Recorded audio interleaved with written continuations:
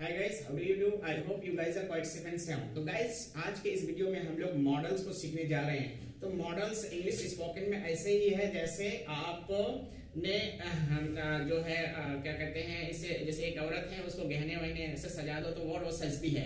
तो आपके स्पोकन में क्या है, ये मॉडल्स वैसे ही है, बिल्कुल गहने की तरह। आप इसे जितना आप इसमें मतलब अच्छे से सीखोगे उतनी आपकी इंग्लिश अच्छी होगी। तो चलिए आज के इस वीडियो में देखते हैं कि मॉडल्स कितने हैं, मॉडल्स किस चीज को बताते हैं, मॉडल्स हैं क्या, इनके डेफिनेशन क्या है, इनके यूजेस क्या हैं। तो आपको स्टेप बाय स्टेप बताया जाएगा, ठीक है। तो चलिए गाइस, लगे हाथ हमारे चैनल को सब्सक्राइब, लाइक, शेयर, कमेंट जरूर करें और बेल आइकन को दबा लें ताकि आपको इस तरह के वीडियो रोजाना मिलते रहे, ठीक है।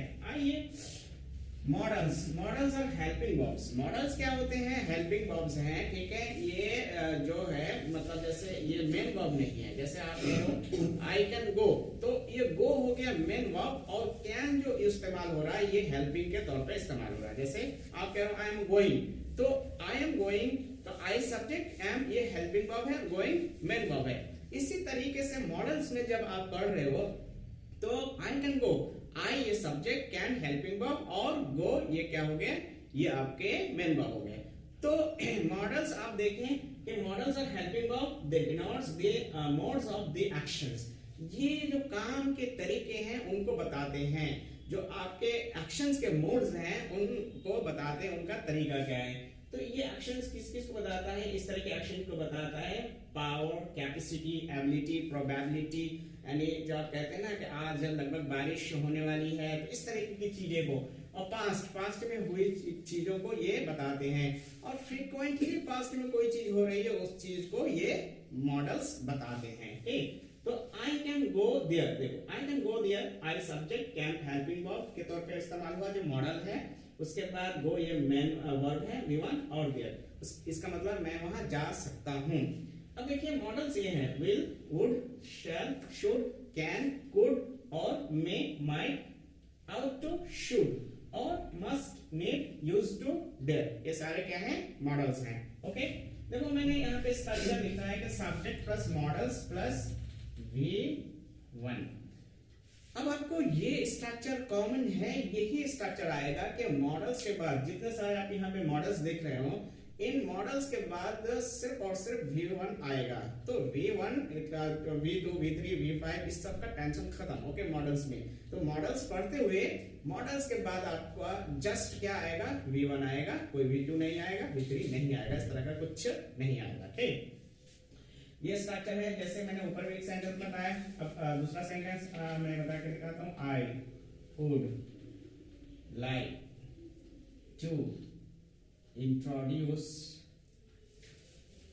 My self.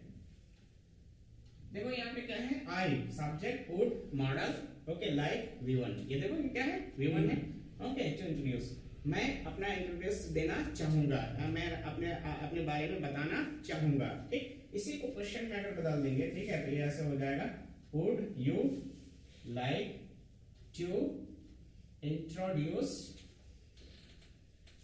Your self. क्या आप अपना परिचय देंगे? क्या आप अपना परिचय देंगे या देना पसंद करेंगे, ठीक। इस तरीके से क्या पूछते हैं? ये पोलाइट तरीके से पूछते हैं। तो आपको पोलाइट तरीका जो है वो कौन सिखाता है? मॉडल, ठीक। अब इसके ये हो गए क्या? मॉडल्स के अफर्मेटिव केस, ओके। और ये आपका ये एक्टिव वॉइस और पैसिव वॉइस में मॉडल्स कैसे बनता है? मॉडल्स के स्ट्रक्चर क्या है? पैसिव में ये एक्टिव में था, ठीक। और पैसिव में बनेगा subject plus models plus B plus V3। तो ये जो आप देख रहे हो ये B भी क्या है? B1 है, B, ठीक है। तो इसलिए subject plus models plus B, तो ये हो गया पैसिव के स्ट्रक्चर। जैसे इस सेंटेंस को आई कैन गो, ठीक, आई कैन गो देयर, तो आप इसे कैसे करोगे? ये सब्जेक्ट ऑब्जेक्ट लगा जाएगा, तो कैसे बोलोगे? इसको कैसे पैसिव बना सकते हैं? Okay, there can be gone by me, there can be gone by me, वहां मेरे द्वारा जाया जा सकता है, okay. there can be gone by me, देखा आपने? ये जो ऑब्जेक्ट था ये इसको सब्जेक्ट की जगह में लेके आ गए, ओके। और ये कैन है आपका मॉडल, और उसके बाद बी, उसके बाद V3। तो V1 के बाद V3 आएगा, मॉडल्स के बाद V3 या V2 ऐसा कुछ आएगा नहीं, आप समझ गए।